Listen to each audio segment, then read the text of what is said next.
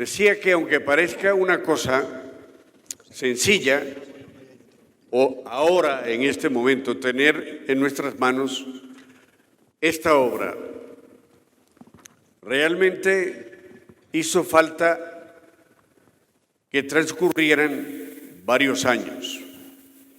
El venerable maestro Samael, donde quiera que estaba, en su casa o en la calle, o en una reunión, o en una asociación, o dando una conferencia, pues era una fuente inagotable de enseñanzas, y aquellos que estábamos cerca de aquel ser, algunos tenían grabadoras de estas pequeñitas que se usaban en aquella época, y otros no teníamos nada, como un servidor, pero teníamos oídos, al menos para escuchar. Entonces, todas aquellas alocuciones del venerable maestro Samael, enseñanzas, indicaciones, fueron quedando registradas en una inmensa cantidad de eso que llamábamos antes cassettes, aquellos cassettes que la gente, como hoy en día, se devoran los sesos por tener un ordenador. En aquella época era tener cassettes y tener una pequeña grabadora que se le hundía una tecla y reproducía lo que estaba dentro de aquel cassette. En fin, afortunadamente, algunas personas grababan lo que él hablaba en su casa a gentes que venían de Centroamérica, de Suramérica y algunas veces de Norteamérica. Grababan conversaciones con misioneros que tenían en sus espaldas unas misiones en determinados lugares del mundo, y él les explicaba cómo resolver sus problemas, y estos misioneros hacían preguntas sobre fenómenos, sobre la vida, sobre la muerte, y el maestro daba respuesta, repito, a todo aquello que nosotros le inquiríamos. Incuestionablemente que cuando el maestro Samael dejó su cuerpo físico, estos cassettes durante un tiempo quedaron en manos de algunas personas que egoístamente no querían compartirlos con nadie. Era como decir, yo tengo las palabras de un Dios en mi casa y no se los voy a dar a nadie. Entonces hubo que esperar años a que se ablandara el corazón de aquellas personas y empezaran a prestar estos cassettes a unos y a otros, y así, poco a poco, la obra del maestro Samael, oral, la obra, dijéramos, hablada, comenzó a discurrir entre los grupos gnósticos de aquel entonces. Un día, a alguien se le ocurrió la idea de quitarle los sonidos que no eran correctos en una grabación del Avatara, y se llegó inclusive a dejar aquellas grabaciones lúcidas para poder ser oídas. Se les dejó pues en un estado que cualquier grabadora en la que fuera insertado aquel cassette reproducía el contenido en una forma perfecta. Entonces, cuando nosotros creamos a GEAC, nos propusimos una idea, y la idea era, primero, llegar a tener todas esas cintas del maestro Samael que estaban en diversos países. Había una persona que tenía 50 en México, había otro que tenía 30 en Costa Rica, había otro que tenía 20 en Perú, y nos dedicamos a una labor como de Sherlock Holmes, de detective, a buscar aquí, allá y acullá toda persona que tuviese cinta de cassette y que nos la quisiera reproducir y dárnosla. Y nosotros entonces llegamos a tener en un momento dado todas aquellas cintas, no todas, faltaban unas 40 del maestro, y las empezamos a dar a nuestros misioneros. No hay como tener la palabra del Cristo de la era de Acuario encerrada en un cassette. Esto no se pudo hacer en tiempos de Jesús el Cristo. No se pudo hacer en tiempos de Moisés. No se pudo hacer en tiempos de Juan el Bautista, que eran seres extraordinarios, que decían cosas extraordinarias y que hacían verdaderos milagros en la naturaleza para llenar de fe a los devotos, a los discípulos que los seguían. Esto no fue posible en aquellos tiempos. Ahora estamos en la era, dicen las gentes de la calle, de la electrónica, y prácticamente muchísimas cosas de nuestra vida se reducen a la electrónica, con los chips y las páginas web y esto y lo otro. Y nosotros hoy en día, sabiendo que teníamos esa posibilidad de usar la electrónica para cosas que verdaderamente tuvieran trascendencia, se nos ocurrió la idea entonces de todas aquellas cintas que teníamos, transcribirlas, pasarlas al papel. Y allí intervinieron muchísimas personas, muchas de las cuales están aquí y otras no están, pero están en Agea, están en la Gnosis. Después que aquello se hizo, lo celebramos muchísimo, pero quedaba todavía un camino por recorrer, y era aquella cantidad ingente de textos, corregirlos, porque habían errores de ortografía, errores de sintaxis, errores de gramática, y eso llevó otros años más. Y otro equipo que también se dedicó a corrección de textos. Finalmente, todas aquellas cintas de cassette que habían sido transcritas y que ya las teníamos en papel, entonces fueron introducidas en el famoso ordenador o en la computadora.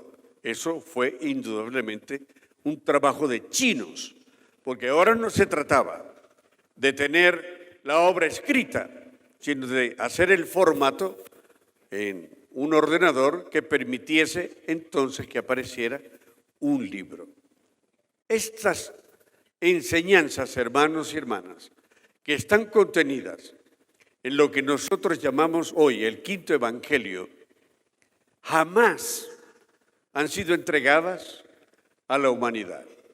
Yo me he tomado la libertad de comentar, sobre todo con el hermano Miguel Ángel, que nosotros en este siglo, en esta época tormentosa y llena de tinieblas y de ignorancia terrible, somos verdaderamente beneficiarios, somos privilegiados de tener todo el conocimiento que dictó durante su vida un Cristo, un maestro de perfecciones, un Ismesh, quiere decir alguien que ha pasado más allá de la perfección.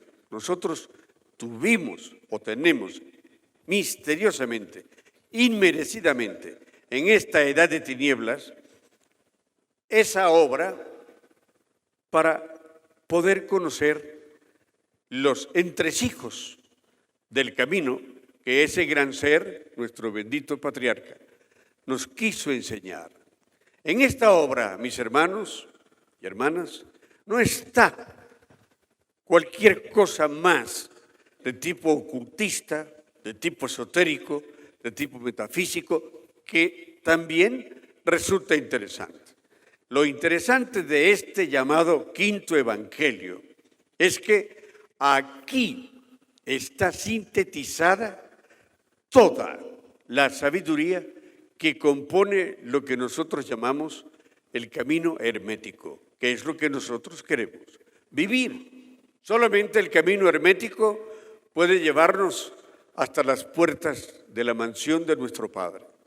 No nos puede llevar una simple práctica, no nos puede llevar un ayuno, pero muchas cosas como prácticas, ayunos, reflexiones, meditaciones y el conocimiento que está contenido en esta obra, eso sí que nos va a llevar hasta las puertas del reino de Dios Padre. Yo siempre digo, y lo digo humildemente, que el que se coma las palabras que están en estos 4 tomos, 2 cosas le van a pasar. Una, conocerá todos los peligros posibles que se pongan delante de nosotros en nuestra travesía hacia el Padre. Esa es la primera cosa. El que conoce el 5.º evangelio no puede ser engañado por los yoes, ni por las tinieblas, ni por las jerarquías que a veces impiden el paso de un iniciado, apelando a determinados karmas que tiene pendientes, etcétera, etcétera, los llamados arcontes, según el Pistis Sofía. Esta obra, además, como segundo punto, aquel que se la devore, independientemente de estar advertido de todos los peligros que lo van a pretender abordar en su caminata, se convertirá, hermanos y hermanas, en un conocedor de todo lo que encierra el cosmos de arriba y el cosmos de abajo. Y eso no lo tiene ninguna escuela esotérica hasta ahora conocida. Eso no lo tiene ni la francmasonería, ni el rosacrucismo, mucho menos el espiritismo, tampoco la teosofía.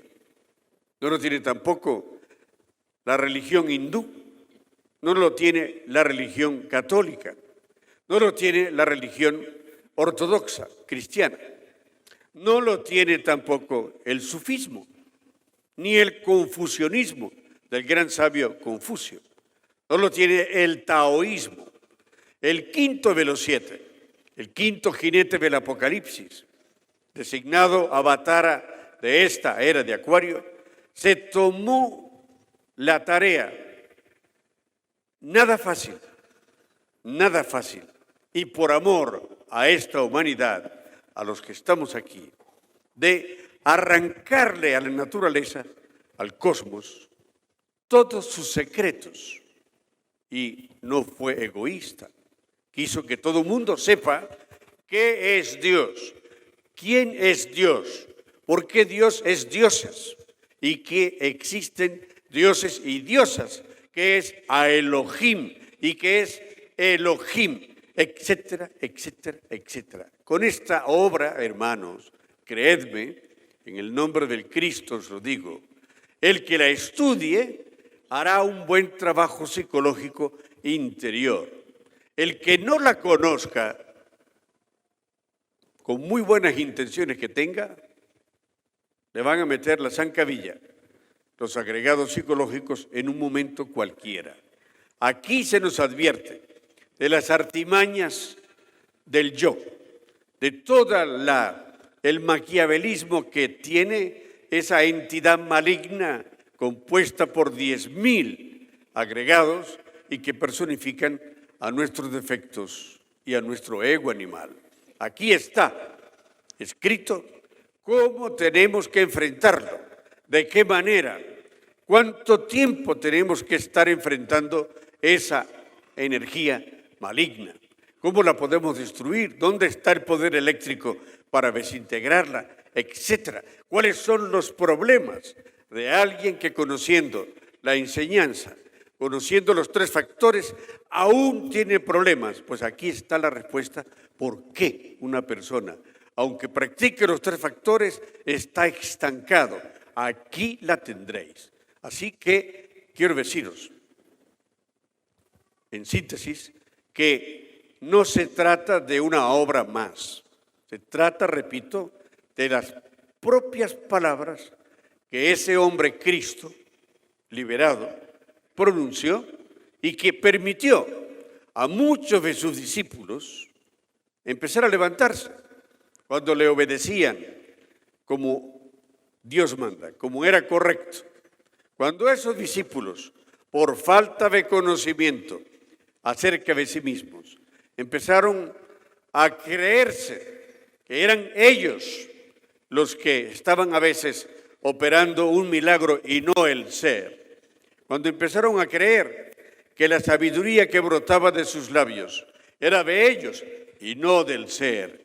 Cuando empezaron a creerse que ellos también podían ser otro Samael o mejor que Samael, entonces se desviaron.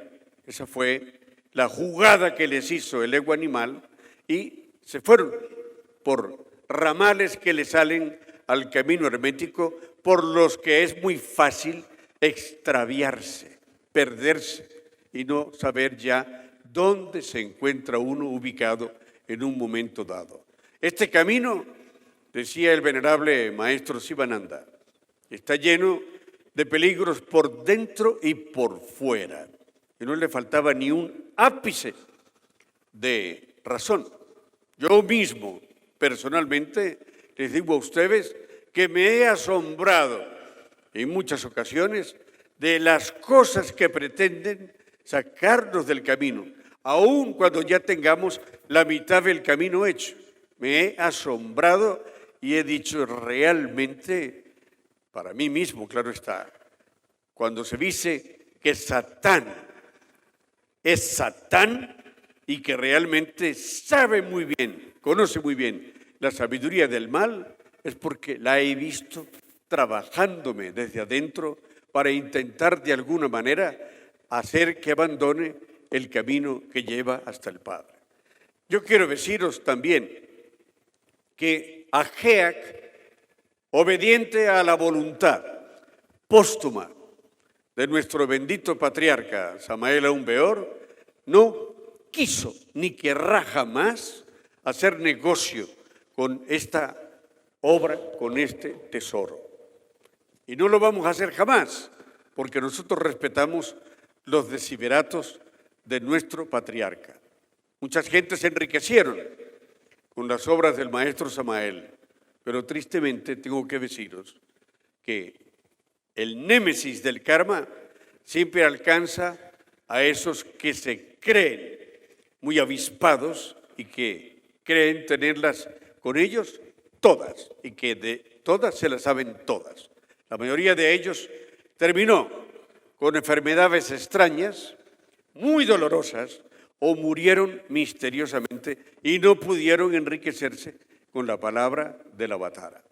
También quiero deciros, y lo he comentado con mi compañero Miguel Ángel muchas veces, que sin subestimar a ningún otro maestro, Huiracocha, Hipócrates, el Ángel Adonai, Hermes Trismegisto, Moria Kutumí, todos los queridos hermanos mayores que componen la Blanca Hermandad, sin subestimar jamás a ninguno de ellos, porque cada maestro es un misterio.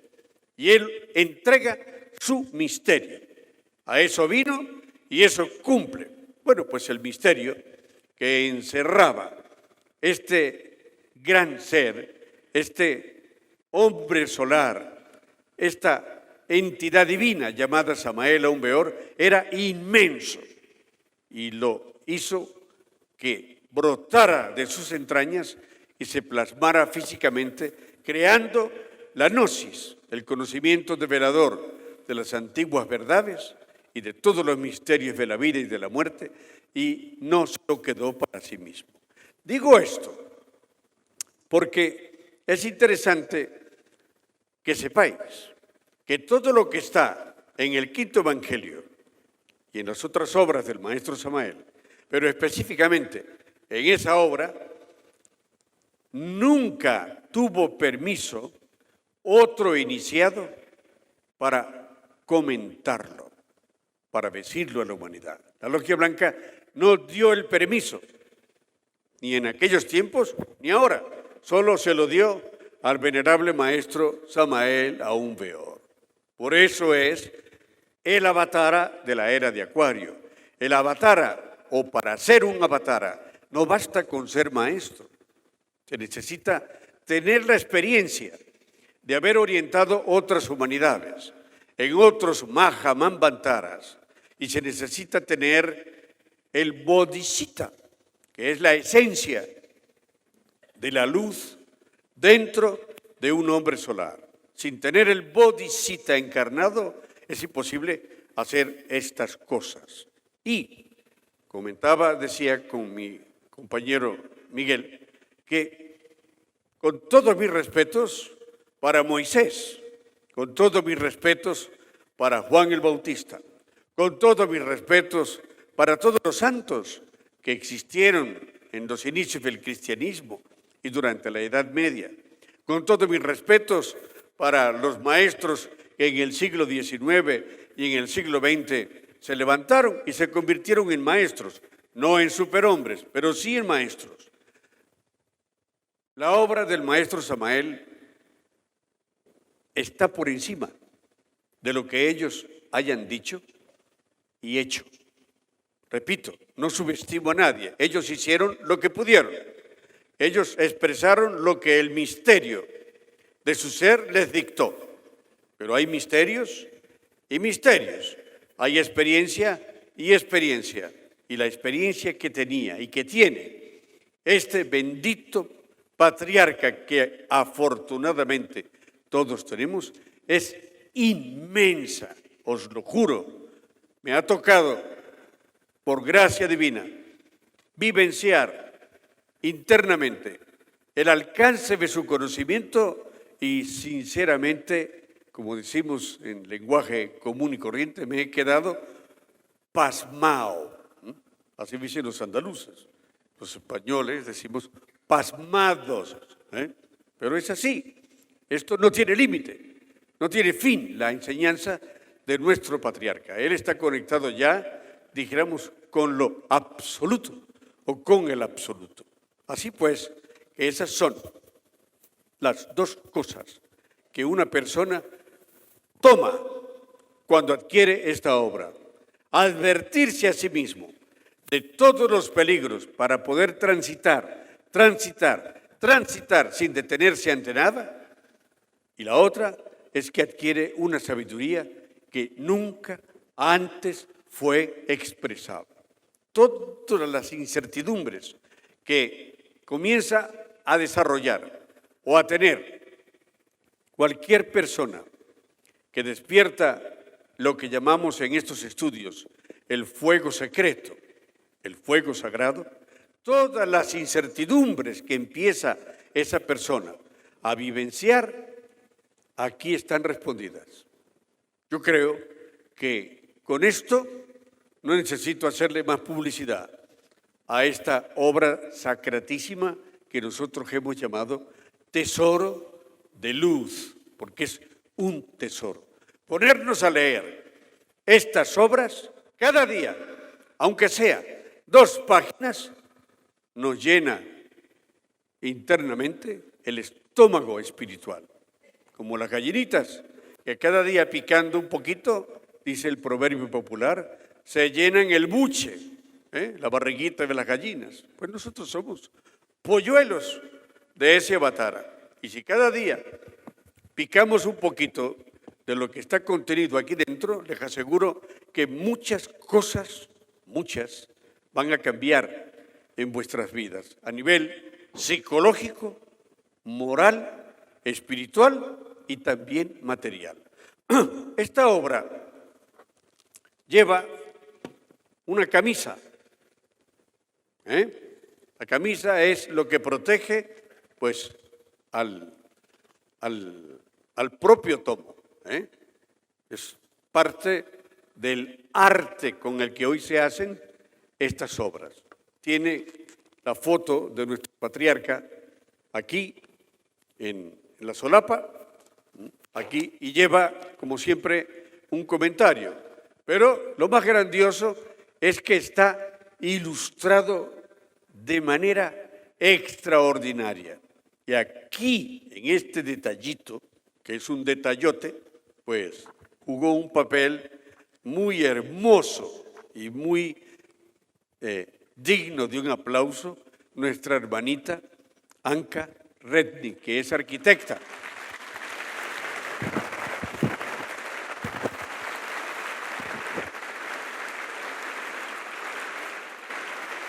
Cada capítulo, cada conferencia está ilustrada, pero de una manera que yo llamo espectacular, porque nunca había visto cosas tan bien colocadas, ¿eh?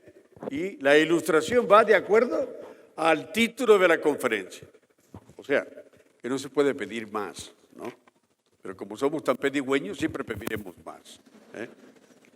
Bueno, pues estos 4 tomos van en esta caja que tiene su historia. Esta caja es un cofre donde está guardado el tesoro. Como veis, así es la caja, adentro están los tomos y luego pues hay una cobertura, una especie de tapa que los protege del viento, el polvo, etc. Nosotros os daremos a los que lo adquiráis estas cositas que veis aquí, en los extremos, que son unas pequeñas escuadras para ornar, para darle más belleza a la caja que contiene los tomos. El único pequeño problema que tiene esta obra es que tiene su peso. Pero la sabiduría pesa mucho. Y es lamentable, pero no podemos hacer nada, que pese 8 kilos. Pero serán 8 kilos que os llevaréis con gusto, con sacrificio, pero con gusto por saber lo que lleváis en las manos. Es como si a nosotros nos dijeran que aquí dentro va el ave fénix, pero que pesa 12 kilos. Pues yo, aunque me dejen los huesos, me la robo y me la llevo y salgo corriendo. Eso haría cualquiera que tuviera un poquito de dedos de frente. Estamos pues ante un evento espectacular y por eso el quinto evangelio era la estrella de este congreso. Hay que decir también, mis hermanos, que, como ya lo dije antes, AGEA no se quiso lucrar, ni lo hará jamás, con la obra del Avatara. Estos 4 tomos, si ustedes lo van a comprar en una librería profana, no les quepa duda que les va a costar más o menos, $500, por el tipo de papel con el que está hecho, por la forma en que está diagramado y por la forma en que ha sido presentado. Esto costaría perfectamente en la calle $500. Nosotros lo vamos a dar a todo el mundo por 80 euros. Los 4 tomos, 80 euros. Dividid eso entre dólares y os va a dar $120 más o menos. Eso es lo que cuesta para nosotros esto, porque enriquecernos con esto significa ponernos nosotros mismos palos en las ruedas para que no podamos luego seguir conduciendo. Entonces no queremos mojarnos con cosas horribles. Quiero hacer mención de un hermano que contribuyó muchísimo, con suma paciencia, en la transcripción de aquellas cintas de cassette, de las que antes hablé, y que, gracias a que transcribió todo aquello en una computadora, a la que después se le quitaron errores y todo, pero estaba transcrito, pudo luego ser puesto en formato libro y ya se le añadieron que si figuras, dibujos, pinturas, etcétera, y todo lo demás que corresponde ya a la parte técnica y a la parte de la impresión. Ese hermano, personalmente, yo era un poquito, o he sido un poquito, un martillo, ¿no? Con él, con el pobre, ¿no? Una especie de Judas he sido yo, porque de cuando en cuando yo le decía, ¿para qué Mahabantara estará listo el quinto evangelio? Irónicamente le decía eso, ¿no? Y el pobre decía, pues no sé en cuál Mahabantara, porque yo estoy haciendo poco a poco lo que puedo, pero no paro. Ok, yo dejaba pasar 3 meses o 6 y otra vez volvía a preguntarle, ¿cuántas noches cósmicas faltan para que termine el quinto evangelio? Entonces ya me contestaba, vete a la porra, déjame en paz, yo estoy en mi trabajo, ¿no? Pues con mucha paciencia y teniéndonos a nosotros detrás como lobos que le queríamos morder, él aceptó esa tarea, como dicen los franceses, cette tâche, ese trabajo, y finalmente un día, que no lo esperábamos, nos dijo, está terminado el quinto evangelio. Nosotros no sabíamos si correr al toilet por una diarrea, no sabíamos si emborracharnos, si abrazarnos, si darnos contra la pared, no nos lo podíamos creer. Pero dijimos una palabra, increíble. Eso fue lo que dijimos. Y ya luego se lo pasamos a la hermanita Anca y ella ya lo embelleció como ustedes lo tienen aquí. Ese hermano se llama Andrés Ventosa Ferrando y pido un fuerte aplauso para él.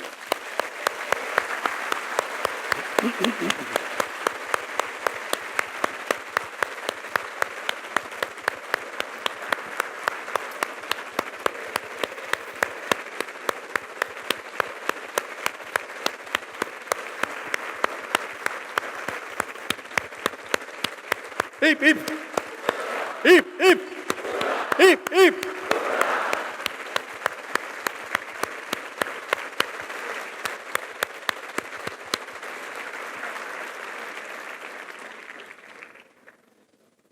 Pues así son las cosas aquí. Aquí, como dicen los mexicanos, no somos muchos, pero somos machos, ¿no? Entonces, cuando tenemos problemas, nos bebemos un poco del licor de Gnosis con canela y decimos como el gato cuando está borracho, ¿no? Que me suelten el ratón, ¿no? Así, pues, así somos nosotros, Trabajamos como las hormiguitas, pero no paramos, Y eso, hermanos y hermanas, es lo que a nivel personal también tenemos que hacer.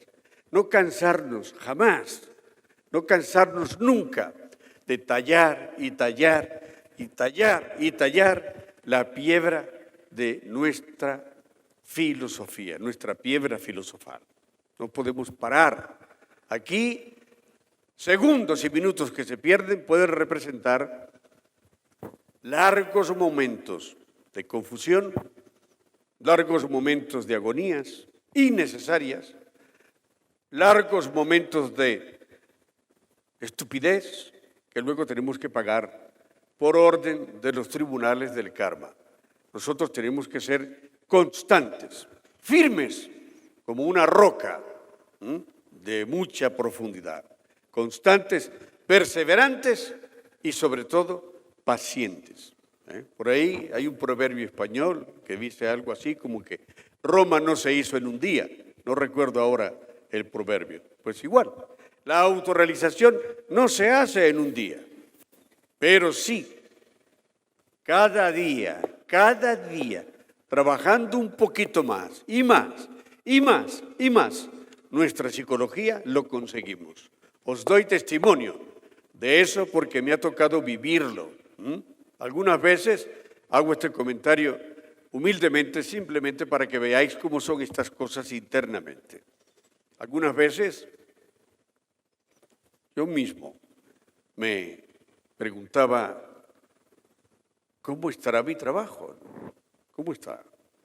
Porque uno trabaja, pero a veces no ve. Uno no se ve a sí mismo en materia de resultados, como quisiera verse, ¿no? Después uno se da cuenta porque es informado por una experiencia que da el Padre o por algo que sucede en lo cual nosotros estamos introducidos en buena manera. Entonces, cuando en el camino uno se hace esa pregunta muchas veces, una de tantas me escuchó mi padre y me llevó a un templo.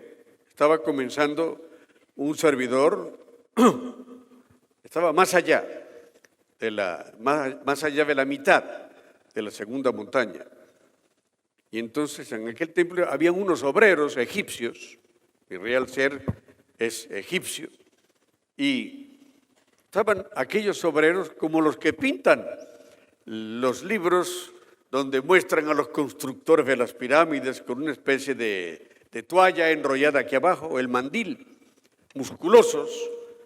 Y en aquel salón habían como 20 hombres de aquellos, dándole forma a una piedra, más o menos de este tamaño, y más o menos así. Allí estaban los pobres sudando muchísimo, lijando la piedra unos, lijándola, otros echando agua donde el que estaba lijando pues lo hacía, otros puliendo cuando ya se había lijado y bañado, cuando ya se había lijado y se le había echado agua, entonces había que pulirla. ¿No? Entonces, a medida que esto hacían estas partes de mi propio ser, iban apareciendo en la piedra jeroglíficos de oro, ¿no? Iban apareciendo de oro. Yo me quedé maravillado, ¿no? Y le di gracias al Padre y se me ocurrió acercarme a uno de aquellos obreros de la gran obra.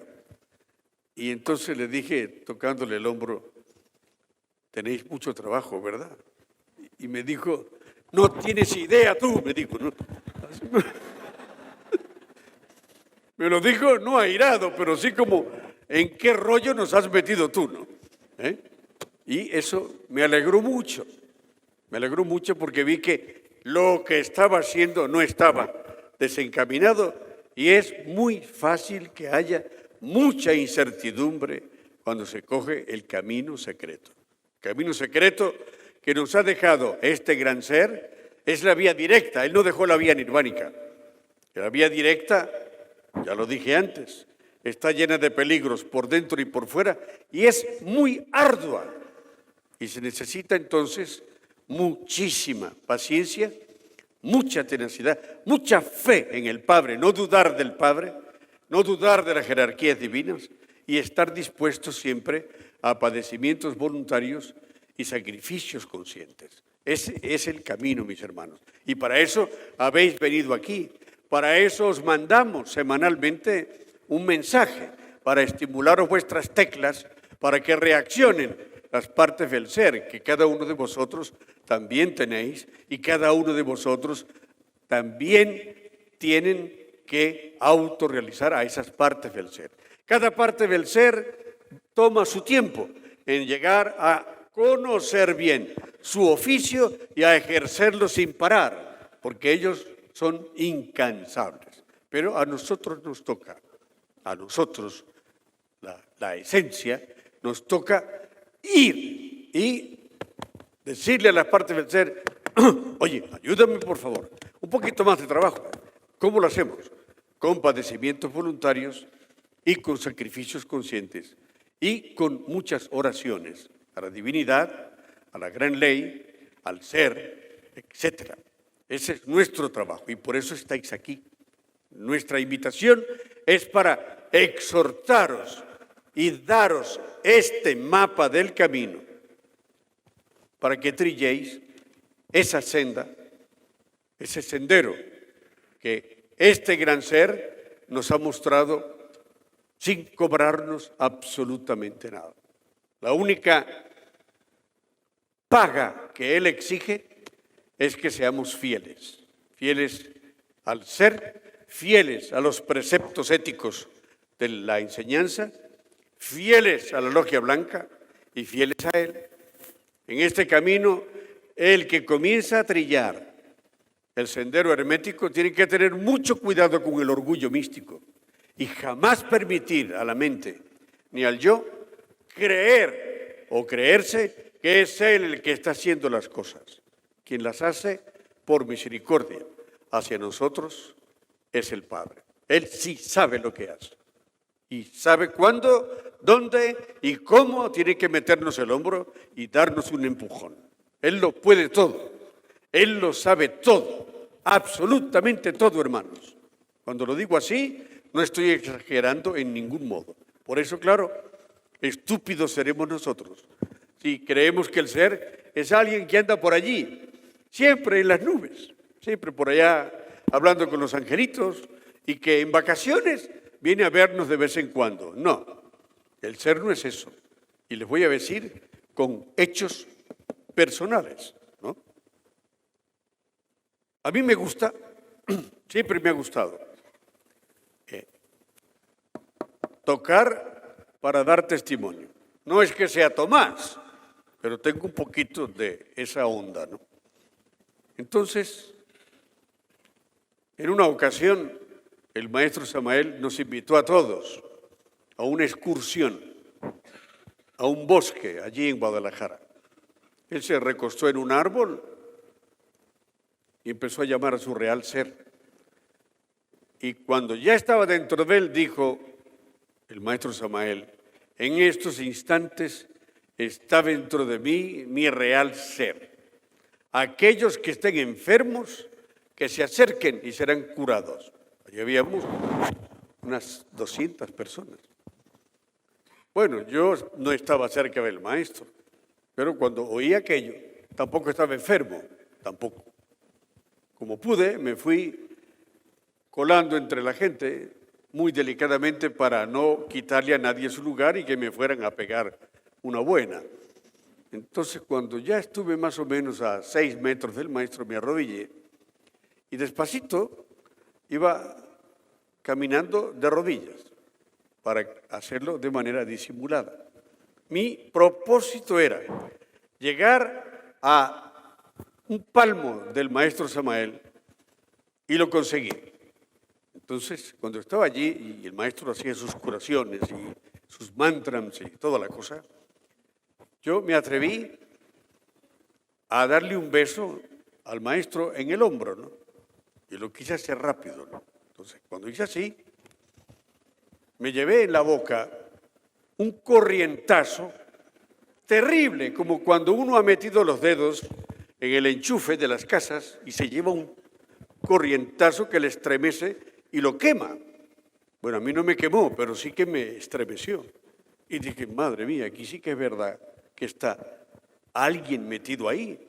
Esto lo viví directamente. Pero cuando os hablo de estas cosas, os hablo también de algo y con esto concluyo. A mí me dan antojos, como a muchos de vosotros, de que el Padre nos haga algo en un momento dado. Y una vez perdí algo que para mí era importante dentro de mi casa. Y busqué por arriba y por debajo y lo di por perdido. Entonces me senté, me concentré en el Padre y le dije, tú que todo lo puedes, tú que todo lo sabes, dime por piedad, por misericordia, ¿dónde está esto que se me ha perdido? Y me senté a esperar a ver qué pasaba. Y llegó una voz ahí dentro y me dijo, levántate. Yo me levanté. Ve a la cocina. Me fui a la cocina. Mira el armario. Y miré el armario. Y me dice, como os lo digo, no os estoy mintiendo, hermanos. Y me dice, abre el armario y allí verás una lata de color amarillo. Detrás de la lata está eso que buscas. Y yo me dije para mis adentros, esto es el colmo, esto no me lo creo yo mucho, pero voy a abrir. Y abrí Y ahí estaba la lata amarilla, ¿no? Y para mi asombro, quité la lata y ahí estaba lo que estaba buscando. No sé cómo diablos o en qué momento, falta de lucidez, aquello fue a parar allí.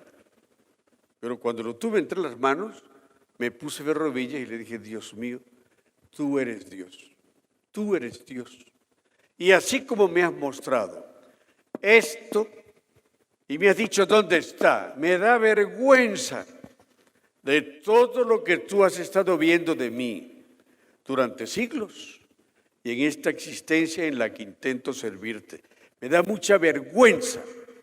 Entonces me di cuenta de que eso que dicen los textos cristianos, ortodoxos, budistas, etcétera, de que Dios es omnisciente, todo lo sabe, omnipotente, todo lo puede, omnipresente, está en todas partes, no era un cuento. Es verdad, lo tenemos al lado nuestro. Lo que pasa es que no hacemos el trabajo de muerte que necesitamos para desaparecer nosotros y que en lugar de nosotros, Él esté usando nuestro cuerpo, nuestra psiquis, nuestras emociones, nuestra voluntad, todos nuestros 5 centros. Eso es todo, hermanos y hermanas. Paz inverencial y que tengáis buena comida.